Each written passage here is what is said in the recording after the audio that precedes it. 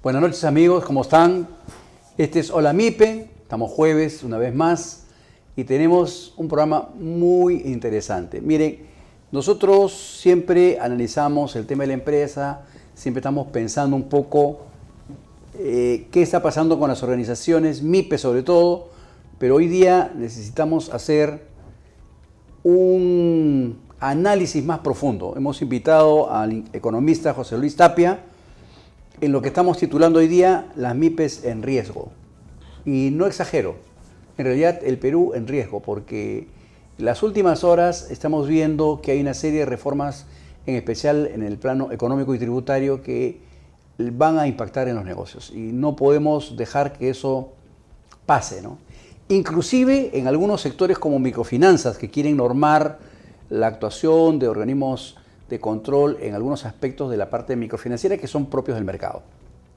Bien, sin mayores preámbulos, quiero presentarles a José Luis Tapia, acá para efectos de mi tarea. José Luis es un economista, docente en temas de economía política y temas vinculados a economía en diversas universidades de mucho prestigio acá en el Perú a nivel local. Es director del Instituto de Libre Empresa. Ha presidido el Foro Liberal de América Latina, promoviendo reformas liberales pro mercado, y es asesor en temas de estrategia de comercio internacional y autor de algunas publicaciones que hablan sobre temas de economía. Bien, José Luis, una vez más, muchísimas gracias por estar con nosotros. Jorge, la verdad que muchas gracias. Ha sido un poco complicado organizar nuestras agendas, pero mi primera pregunta, José Luis, que tiene que ver con los eventos que está pasando, hay una dimensión política y hay una dimensión económica. Y algunas veces se ha hablado, ¿no?, de que hay una especie de equilibrio entre lo político y lo económico, que no contaminaban, sí contaminaban.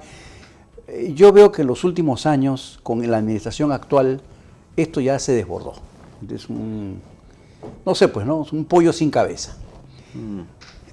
¿Por dónde empezamos? O sea, ¿qué crees que está pasando en la dimensión política y en la dimensión económica de nuestra sociedad?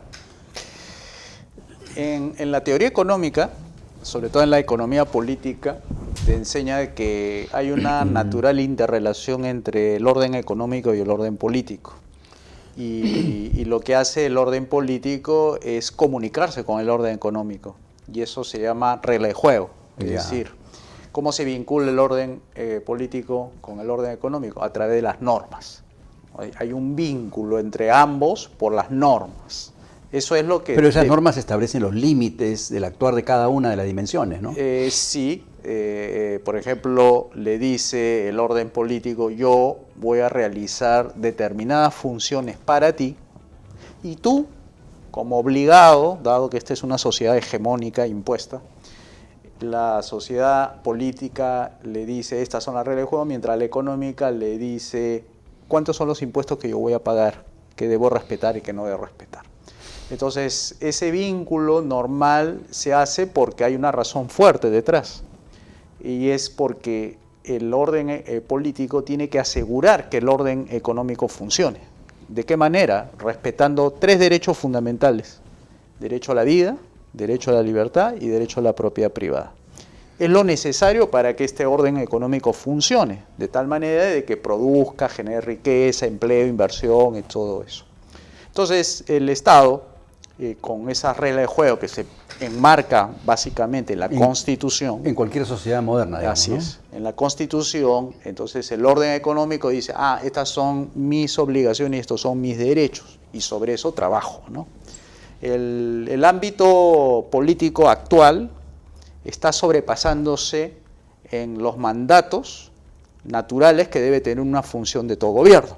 Los gobiernos naturalmente deberían proteger tres cosas: la justicia, la seguridad y las obras públicas. Para eso fue creado. Y el orden económico, para tener estas tres funciones bien financiadas, contribuye con sus impuestos. Y esto es lo que le permite generar, con este orden político que le ha dicho: esto es lo que yo voy a hacer por ti, genera riqueza. Con esa riqueza financia al gobierno. Lo que está pasando ahora es que ya no es el gobierno que le está diciendo solamente justicia, seguridad y obras públicas, sino se mete a los directorios de las empresas y empiezan a decirle cómo debes elegir a tu director, cómo debes tú empaquetar tus productos, de qué manera te voy a zonificar el lugar donde tú vas a operar. Es decir, se empieza a meter en la gestión de ese orden económico, que para eso no ha sido creado el gobierno, solamente Claro. el gobierno ha sido creado para Poner el marco donde funcionan las para cosas. proteger su propiedad, su vida y su libertad, pero no para decirle cómo debe producir, cuándo producir, para quién producir, y eso es lo que está haciendo el precio orden producir, político, claro. exacto, el orden político se está metiendo en la gestión privada de las empresas, las cajas, los bancos y todo eso, diciéndole qué es lo que tiene que hacer, y eso empieza a generar distorsiones, externalidades negativas que nos enseña sobre economía, falta de empleo, falta de inversión. Entonces, cuando eso se sobrepasa, este orden económico se empieza a desdoblar en dos, el orden formal y el orden informal. Que es lo que tenemos en este momento, ¿no? Y entonces la vía de escape para los que no pueden asimilar tantas órdenes del orden político, que dicen es muy costoso cumplir con las leyes, las normas, los reglamentos, etcétera, el TUPA y todo el tema, y se empiezan a informalizar y empiezan a crear sus propias economías que está fuera del alcance del gobierno porque lo informal no se detecta rápidamente. Entonces, ese orden político no tiene límites y eso hay que corregirlo. Esto no se corrige, simplemente se saca todas las leyes malas que están impidiendo. La distorsión viene por la normatividad que está equivocada. Por la normatividad que esté equivocado, que es invasivo, o sea, invade fueros internos, fueros privados, lo que hace que este orden económico se empiece a distorsionar y se empiece a informalizar demasiado, al punto de que el formal viene a ser una rareza. O sea, claro, dentro del mundo exacto, económico la rareza es lo formal y lo que es normal es lo informal, ¿no? Tú estás diciendo algo muy interesante, ¿no? O sea, si tenemos una relación donde de cada 10 empresas, 8 son informales, quizás hasta 9, ¿eh? Digamos que 8, ¿qué cosa nos sorprende? O sea, ¿de qué vive el Estado? ¿Y para qué vive el Estado? O sea, es un Estado inexistente. Yo tengo pues un Congreso, un Ejecutivo, una cantidad enorme de autoridades que... ¿Qué cosas están normando si 8 de cada 10 no existe para el Estado? Porque lo informal, ¿qué cosa es? Yo no existo para el Estado. Yo sobrevivo porque yo puedo, de alguna manera, defenderme de manera natural. Algo que tú dijiste, quería justo retomar esa parte, la que tú dices, el Estado está ausente. Pero fíjate que a veces las ausencias del Estado son más bien presencia que impide que el crecimiento económico se llegue a una realidad. Claro, la parte de ausencia es el bienestar que debería estar cubriendo, ¿no? Te lo explico, a ver, así, ¿no? Como de esta manera. Lo que necesitamos urgente en estos momentos es seguridad. Como tú sabes, es fundamental. Ya desbordó, ¿eh? Esto entonces, sí ya se desbordó. Esa es la ausencia del Estado por estar presente en otros lados donde no debería estar presente. Por ejemplo, Ministerio de la Producción. Pregunto yo, si tú quitas al Ministerio de la Producción, las MIPES, las pymes, las empresas, ¿van a dejar de producir? No pasa nada. Entonces, ¿para qué está el Ministerio de la Producción? No sé, pues Ministerio de la Mujer, ¿no? Sacamos al Ministerio, digamos, de Comercio Exterior. Sacamos al Ministerio de Comercio Exterior. ¿Van a dejar de exportar las empresas? ¿Van a dejar de importar las empresas? No. Entonces, ¿para qué está? Y así vamos a encontrar los ministerios. Tú sacas el Ministerio de la Mujer, la mujer va a desaparecer del mapa. No. Las poblaciones vulnerables han existido y seguirán existiendo. Entonces, con esa lógica, entonces uno empieza a mirar, entonces, ¿qué ministerios son indispensables? Que si tú sacas la seguridad, se convierte en una anarquía total. La verdad que no tengo en mente ahorita cuántos ministerios tenemos, pero podría sacar con 18. Pero podría sacar más de la mitad. Más o menos, yo he calculado, en mis análisis, he calculado que con 6 ministerios sería suficiente. Relaciones Exteriores es 1, Ministerio del Interior es 2, Ministerio de Defensa es 3, Ministerio de Justicia es 4. Vendría a ser un Ministerio de Infraestructura, 5. Que agrupa todo lo que es. Ministerio de Hacienda, no de Economía. Hacienda para recolectar impuestos. Claro. Y el Ministerio de Ayuda Social. O sea, sería en total 6. ¿Sabes cuánta plata se necesita para esos 6 con el presupuesto actual? Más o menos 100.000, 110.000 millones. ¿Sabes cómo se financiaría esos 6 ministerios? Con un solo impuesto. el IGB, de 18%. Claro. Nada más. ¿Tú sabes lo que significaría para la MIPE no pagar el impuesto a la renta? Para siempre, ¿eh? No te digo exoneración por 5 años como quieren ahora. Es algo que más de uno está que no se le hace. El de quinta categoría, por ejemplo, el trabajador, que no pague impuesto por lo que gana. Claro. Y el señor de cuarta categoría, el profesional, que no pague. ¿No estarían contentos de ellos? Claro. Bueno. Vamos a regresar en breves segundos con lo que estamos analizando. Volvemos ahorita con José Luis y seguimos analizando qué está pasando en este mundo que nos toca vivir, que está en crisis por un tema institucional. Volvemos ahorita.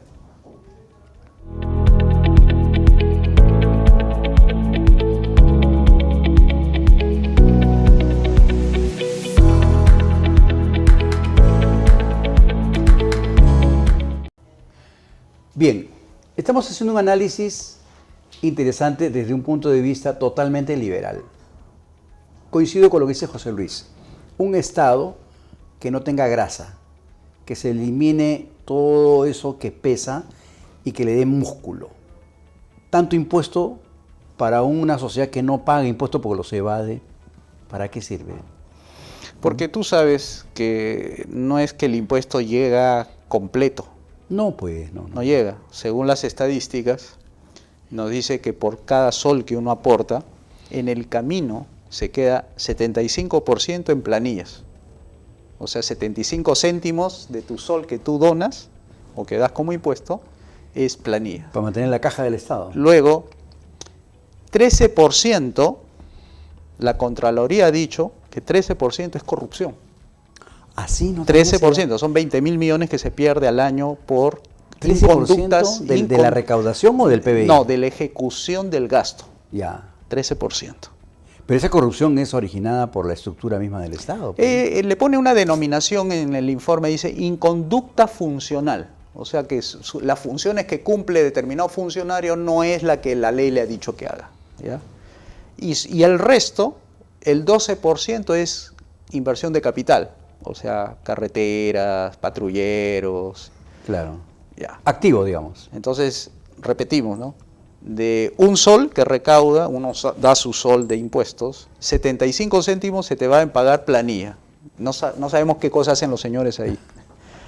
Luego, 13 centavos de ese sol es corrupción. Y 12 centavos es efectivamente no carreteras, nada, caminos, lo que la gente necesita. No es nada lo que... Entonces, lo que eso aportas es nada. Bueno. Entonces, por eso que cuando hablamos de impuestos hay que preguntar ¿para qué? Porque si voy a pagar un impuesto para que llegue solamente 12 céntimos al final, entonces hay que corregir lo que está al medio, que está mal, ¿no? O sea, eso yo te he puesto que la gente no sabe, ¿eh? La gente no sabe sí, que de cada sol solo llegan 12 centavos. Sí. Eso es en lo que es presupuesto público, vas a ver, 72% del presupuesto público es gasto corriente. Bueno, y nosotros estamos ahorita frente a un escenario muy cercano de cambios en las formas de gobierno, ¿no? Vamos a elegir candidatos, todo. Yo había pensado en una de las preguntas que había conversado contigo antes, era, bueno, bueno, ¿planteamos parches o planteamos soluciones? ¿Qué cosas podemos plantear para mejorar esta solución? O sea, ya hablar de reformas, yo diría más bien hay que eliminar varias reformas que no tienen un sentido lógico, ¿no? Dentro de este esquema, ¿no? Bueno, yo sintetizado en 5 reformas, las necesarias para hacer caminar al Perú, porque el Perú es productivo necesariamente, si no come, no produce, no come. Bueno, usted le está soplando la pluma pues a los candidatos, ¿no? A ver si alguno plantea algo, ¿no? Pero ahí sirve, ¿no? El programa sirve para eso, ¿no? Para poner ahí sobre la mesa estos temas, ¿no? Entonces, ahí una de las reformas que hay que hacer es la reforma política. O sea, hay que hacer una reforma incluso dentro del Poder Ejecutivo, dentro del Poder Legislativo, dentro del Poder Judicial, lo que implica el sistema de 4 patas, que ahí está el Ministerio Público, ahí está el Poder Judicial, ahí está la Contraloría, está el Jurado Nacional de Elecciones, a cada una hay que hacerle sus reformas. Luego, la reforma económica, que esa es la que se ha dejado de hacer en los 90. Luego viene una reforma educativa, una reforma en los servicios médicos y una reforma en los servicios de pensiones. Esas 5. Entonces, la primera es condición para la segunda, y en eso que se va dando entre los dos, te da pie que la tercera es la educativa, la cuarta la de salud y la quinta de pensión es la transición. Porque ahí va a haber unos reacomodos que van a afectar intereses creados. Y un interés creado, por ejemplo, banca. Nosotros tenemos en banca aproximadamente 16, 17 bancos. Sí. Ahí nada más tú ves el número de bancos y los spread bancarios, ¿no? El spread bancario es la diferencia entre lo que paga el ahorro con lo que paga el préstamo. ¿Estás hablando de bancos o de intermediadoras financieras? No, bancos principalmente, el spread ahí, bancario. Entonces, ¿a qué se debe eso? ¿Por qué tenemos que hacer reforma económica? Porque los bancos cobran tasas de interés pues que llegan leonina, pues, hasta que la gente se queja por qué tanto cobran, ¿no? Y entonces hay que eliminar ley ahí, ley de bancos. Recuerda que en la primera parte del programa hablamos de esa interrelación, sí, claro, entre los órdenes políticos y económicos. ¿Qué era lo que era invasivo? Decirle a los agentes económicos cómo deben gestionar sus recursos, su mano de obra, su capital, etc. Una de esas invasiones es en el aspecto bancario y financiero. ¿Y qué instrumento le dirige, le dice, le condiciona, le obliga? Es la ley de bancos. O sea, las leyes en el Perú están tan mal hechas que al promulgarse y hacerla funcionar empieza a crear mercados así, oligopólicos, monopólicos, poco competitivos.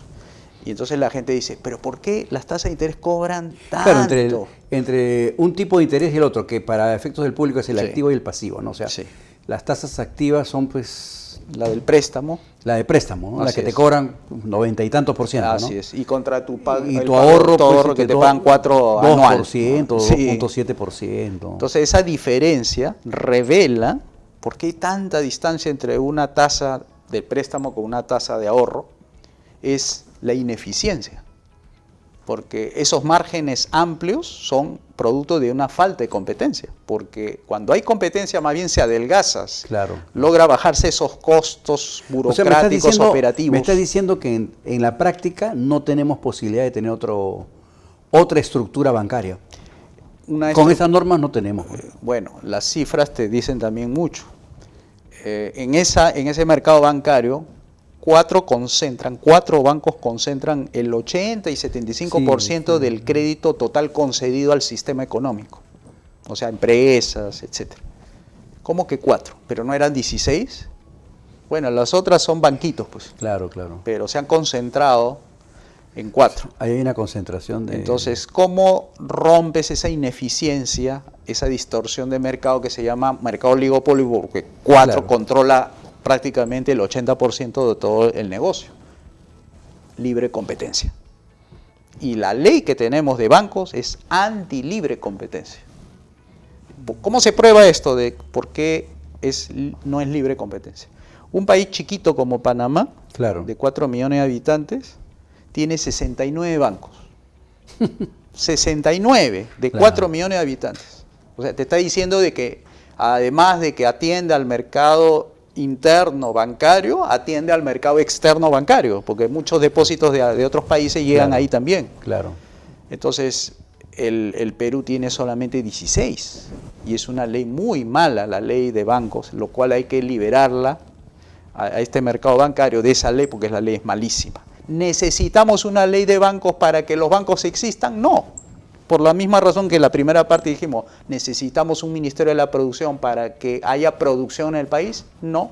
¿Necesitamos un régimen económico constitucional para que haya economía en el país? Tampoco. O sea, Estados Unidos, tú sabes que claro, teniendo una constitución bien antigua de 1789, no tiene régimen económico constitucional. O sea, no dice, nos declaramos bajo economía social de mercado. No, ellos no tienen. Todo su andamiaje constitucional está dirigido a decir cómo se va a organizar el poder ejecutivo, poder legislativo, sus representantes, sus elecciones, cada cuánto tiempo, quién censura a quién. O sea, el tema es político. Es estrictamente político. Entonces no vas a encontrar ni una palabra economía en esa constitución. Oye, es interesante lo que estás diciendo. Entonces, esta discusión que siempre se le achaca a la constitución actual, de que es espuria, ¿no? O sea, es una discusión pues innecesaria. Pregúntale a las MIPES, tus amigos que tienen empresas, pregúntale si ellos han leído la Constitución, el capítulo número 1, del título número 3, el artículo 58 hasta el artículo 83. Pregúntale si han leído para hacer su gestión empresarial. Claro. Te van a decir que no, menos los informales. Claro. O sea, ellos no necesitan de una Constitución para hacer lo que viene haciendo. Yo estoy un poco preocupado porque acabo de enterarme que la SUNAT ha dicho, a ver, corrígeme por favor si me equivoco, ¿no?, que va a capacitar al contribuyente y que le va a perdonar la vida si es que comete una sanción. Pero si después de capacitarlo, sabe Dios con qué criterio y cómo va a ser, el cómo, el contribuyente comete un error, no le va a perdonar la vida y lo va a multar sí o sí. Sí. Esa es en la nueva ley de MIPES. En la nueva ley de MIPES. Entonces yo digo, oye, lo que está preparando la SUNAT es la camita para multar a todo el mundo, pues. Porque dime, ¿qué MIPE está preparada contablemente para eso? Yo creo personalmente que ninguna. De las millones que haya. Vamos a regresar con esta reflexión en breves segundos. Vamos a un pequeño corte comercial, por favor, regresamos de nuevo con José Luis Tapia.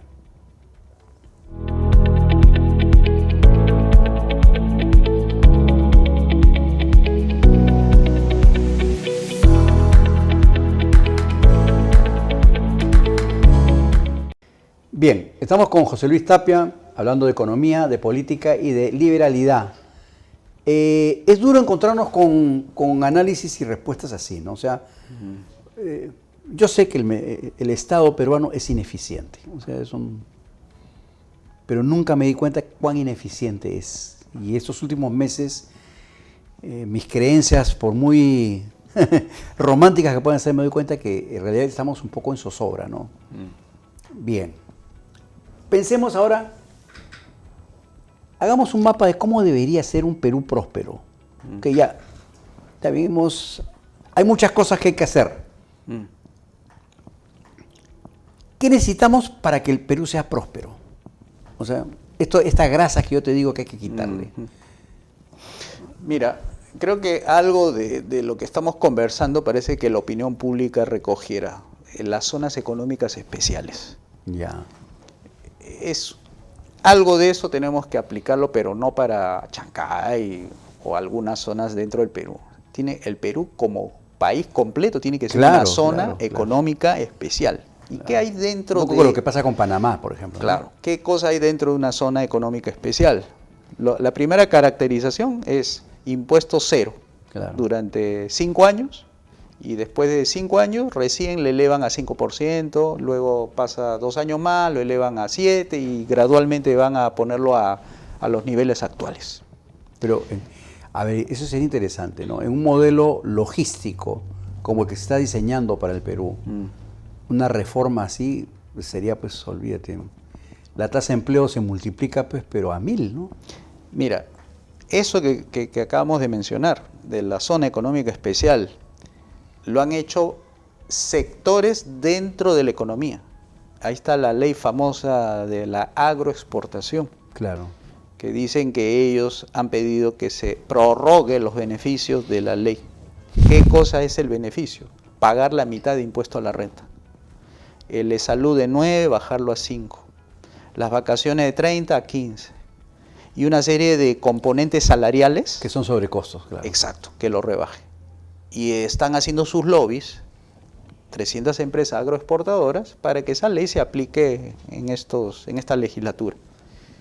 Si eso le ha dado prosperidad a ellos, ha creado no sé cuántos miles de empleos, los trabajadores están muy contentos, ganan más del promedio. Ha puesto a los arándanos, los espárragos, la palta en el... Y encima son exportadores top, se dice que la agricultura se ha modernizado, las empresas están dando un ejemplo al resto de los sectores económicos. Bueno, eso es producto de que hay pocos impuestos, o sea, se le ha bajado la mitad de 29 a 15. Y no ha afectado la recaudación, ¿no? Incluso la economía nos enseña que a menores tasas de impuestos se recauda más que a mayores tasas.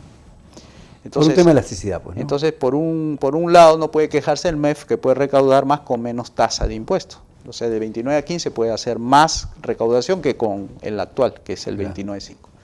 Entonces, esto es un aspecto, nada más el impuesto. Pero yo voy más allá.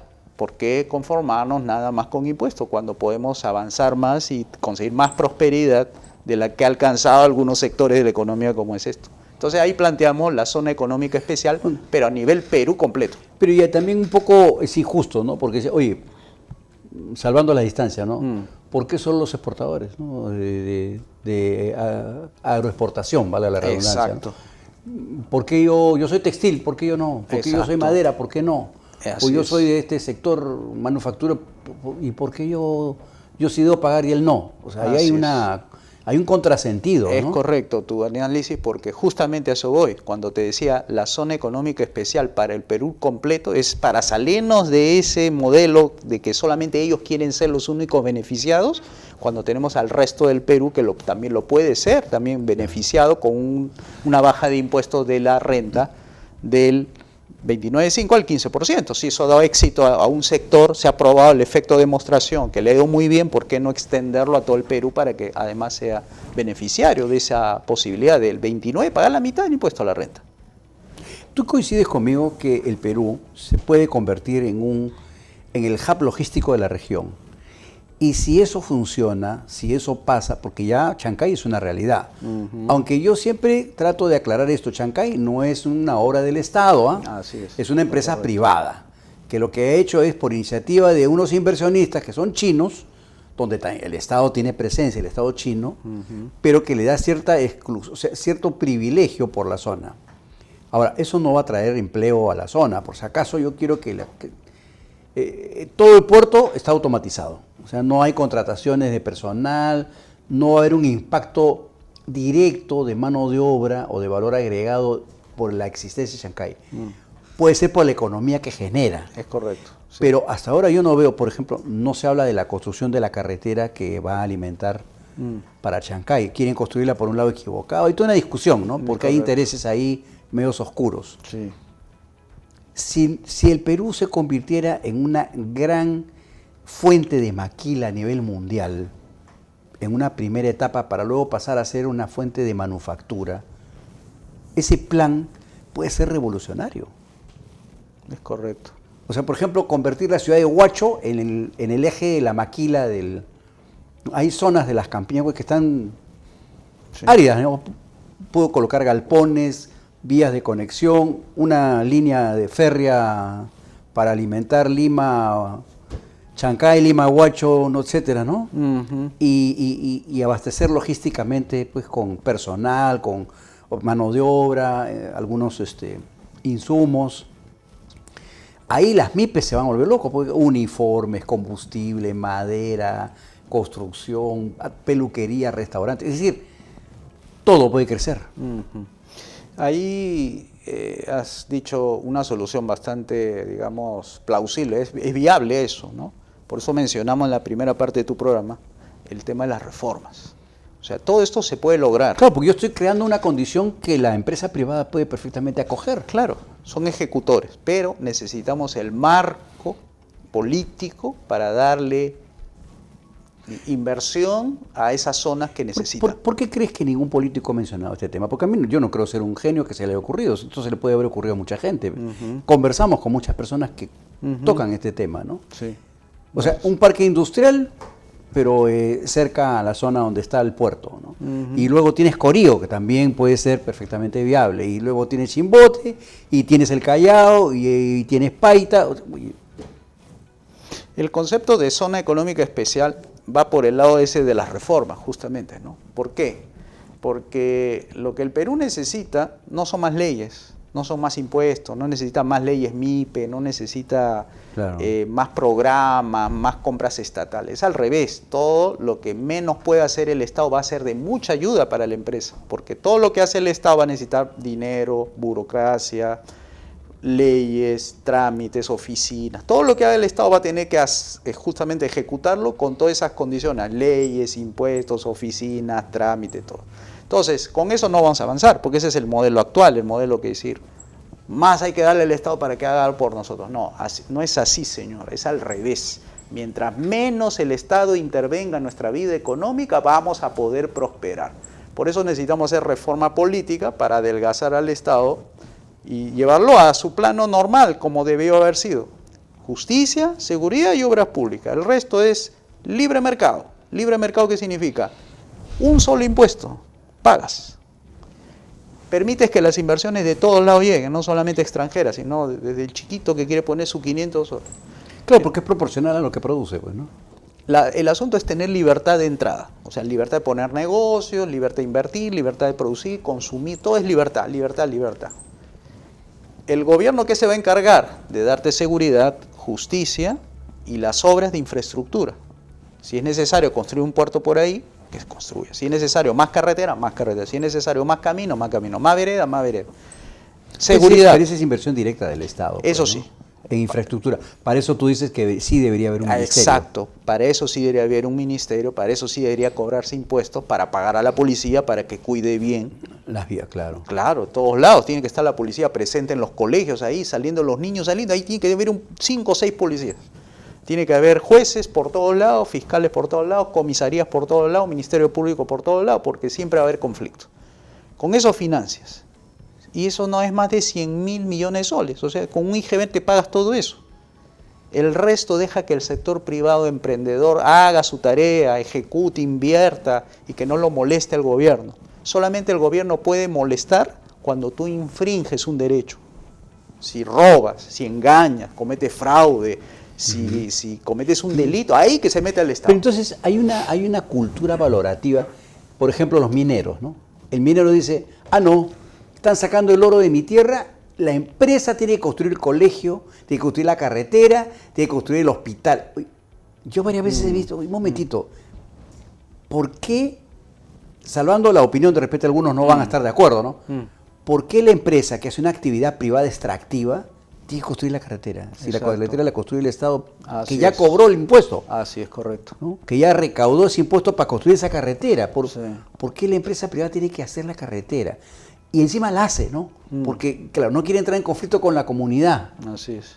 Entonces, yo que he visitado algunas zonas mineras, me encuentro que los dirigentes mineros tienen 2, 3 autos en la puerta de su casa. Audi, Mercedes-Benz. Oye, eso no es fruto pues de la casualidad, ¿no? Vamos a regresar brevemente para conversar un poco en nuestras etapas finales entre, el orden, la corrupción y la libertad que deberíamos tener para poder ejecutar. Regresamos con José Luis Tapia en breves segundos.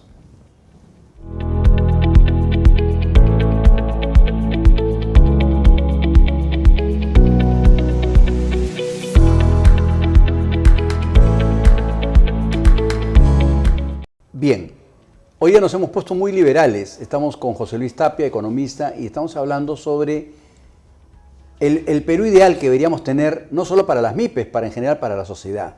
José Luis, hemos hablado un poco de un Perú próspero que ya no puede darse si es que no hacemos un cambio estructural importante. O sea, ya reforma política a mí no me parece personalmente. O sea, o una gran reforma estructural, ¿no? Con un cambio de eje productivo e inclusive un cambio de eje energético.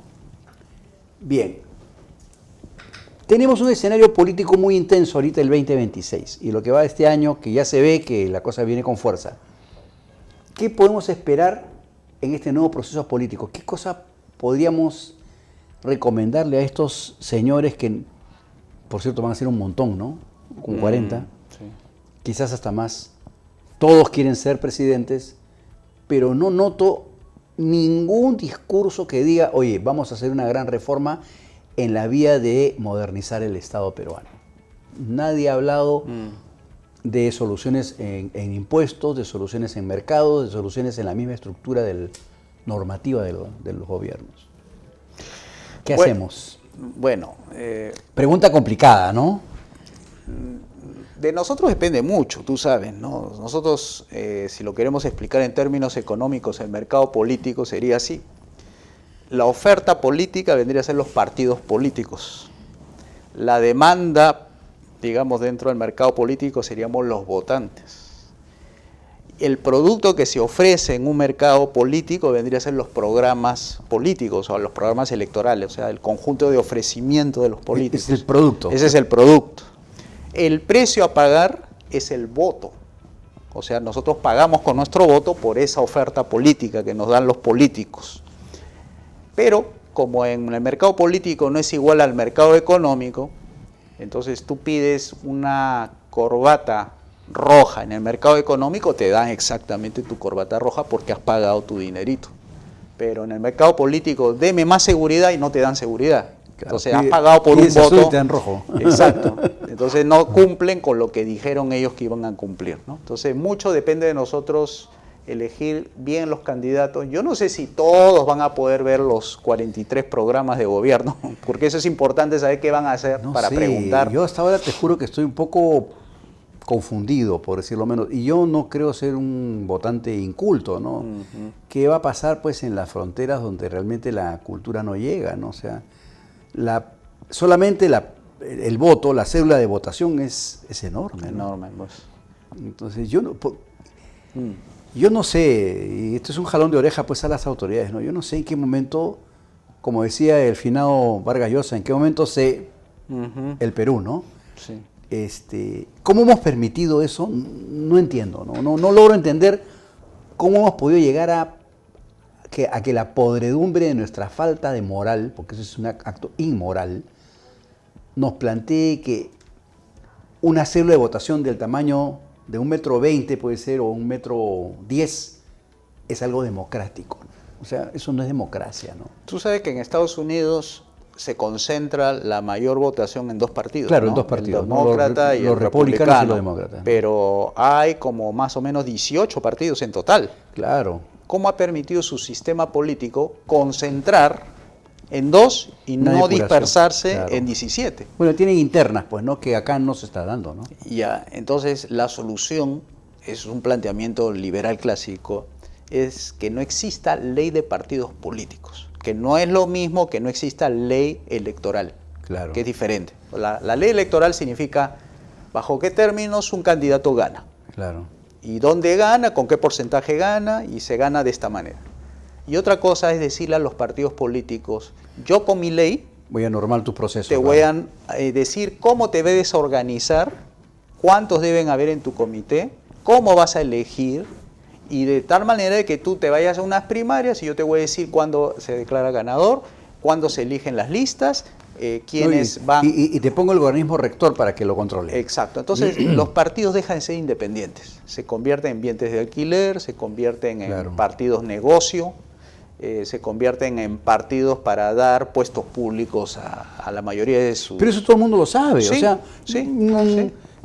La gente que se mete en política, los señores que están ahorita concursando en política, todos quieren un sillón para hacer negocio, ¿no? No es que ellos dicen que quieren salir al país, pero no es cierto. Por eso hay que hacer esa reforma política que yo te mencionaba para eliminar la ley de partidos políticos y eliminar de paso la ley de financiamiento público de los partidos políticos. Lo que está sucediendo es que los partidos políticos son entidades privadas. Tú no puedes pedir que con mis impuestos, yo como liberal financie con mis impuestos al partido de Verónica Mendoza. Tengo entendido que inclusive va a haber un presupuesto para el gasto del partido político, ¿no? Que se lo va a dar el Estado, ¿no? Se lo viene dando, pues a los partidos que tienen representación en el Congreso están recibiendo algo de 16 o 17 millones de soles anuales, que se divide entre varios partidos. Claro, de acuerdo a la proporcionalidad. De acuerdo a la proporcionalidad de congresistas que tenga. Cuando tiene más congresistas, recibe más financiamiento de nuestros impuestos. O sea, usted, por ejemplo, amigo televidente, si usted no le gusta determinado partido X, de todas maneras su dinero va a ir financiado a ese partido que a usted no le gusta, porque así es el financiamiento público. Es injusto. Entonces la idea... Yo no voté por él. Exacto. Entonces, ¿cómo se financian los partidos políticos? Con aportaciones pues, claro, privados. Ahora, ¿por qué razón pusieron el financiamiento público el señor Vizcarra, que fue el de la idea del financiamiento? Porque decía que los partidos están controlados por intereses que a su vez hacen que cuando lleguen al poder le devuelvan los favores porque le metieron varios millones de dólares a la campaña presidencial del candidato. Esto se soluciona quitándole al gobierno la posibilidad de afectar los negocios a la economía. Por ejemplo, si los políticos llegan al poder y no tienen ningún poder para hacerte rico, hacerte pobre, entonces las empresas no van a aportar para indicar que de esta manera me vas a poner una ley para hacerme rico. porque no tendría el poder, Claro, el no. político, de volver rico a nadie. O sea, para no volver rico a nadie ni volver pobre a nadie, Eso no lo puede debe haber... explícalo en sencillo, porque casi yo te podría asegurar que no lo han entendido. Ya. Voy a ver si lo puedo entender yo. O sea, si yo tengo una obra pública que quiero ejecutar, yo tengo que tener otra estructura de licitación, por ejemplo. También, pero a ver, básicamente esto que acabamos de hablar de las empresas, por ejemplo, le digo a una empresa, tú vas a pagar menos impuestos y la otra va a pagar el mismo impuesto. O yo voy a ponerte reglas a estas empresas, le voy a poner para que no entre al mercado y esta le voy a quitar para que sí entre al mercado. O a ti te doy subsidio, a ti te doy tasa de interés preferencial, a ti no te doy. Entonces, como el político puede decidir, puede volver rico a uno y volver pobre al otro.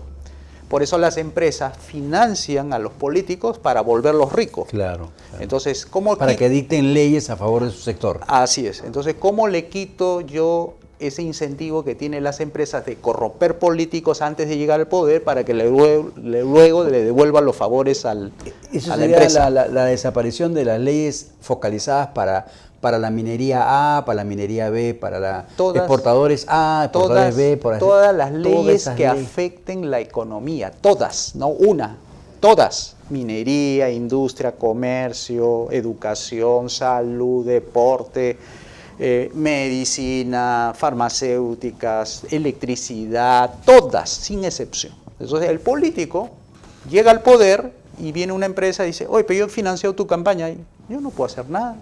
A mí la Constitución no me ha autorizado para darte favores de ningún tipo, ni una ley a tu favor, así que no me pidas nada. Ah, entonces la empresa se equivocó, porque dio plata por gusto, porque sabía que no podía hacer nada. Entonces de esa manera quita la corrupción, porque la corrupción viene justamente del privado cuando quiere corromper al político para que le devuelvan los favores y lo vuelva rico. ¿Tú tienes una idea de cuánto está costando la corrupción ahorita en el Perú? Un poco parafraseando lo que dijimos al principio del programa. Yo Sí. no creo que sea 13%. Del PBI yo creo que es más. Bueno, eso es otra cosa.